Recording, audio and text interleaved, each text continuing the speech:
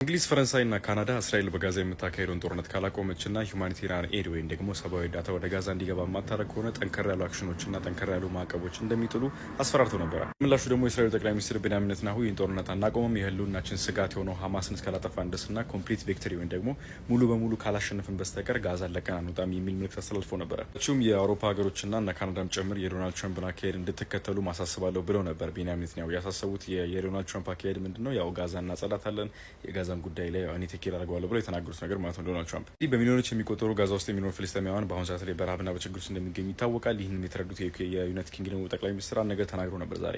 ከሰኞ ጀምሮ የሁማኒቴሪያን ኤድ ወይም ደግሞ ሰብአዊ እርዳታ ወደ ጋዛ እየገባ የነበረ ቢሆንም ከ5 መኪና በላይ አልገባም። ይሄ የእርዳታ ነው አልለውም ብለዋል። ያው እርዳታ ገብቷል የሚለውን ነገር ለማስመሰል እስራኤል ጥቂት ነገሮችን ብቻ እንዲገቡ በማድረግ ያው ለመሸወድ ሞክራለች የሚል አስተያየት ነው። የኪር ስታርመር በፓርላማ ቀርበው በተናገሩት ንግግር ላይ እንደዚሁ አሁንም አንድ ነገር ኤምፋሳይዝ አድርገው ነበረ። አሁንም ጦርነቱ ሙሉ በሙሉ ማታቆም ከሆነ ማዕቀቦች እስከ መጣል ድረስ ወይም ደግሞ ኮንክሪት የሆኑ አክሽኖችን እስከ መውሰድ ድረስ እንደሚሄዱ አሳውቀዋል።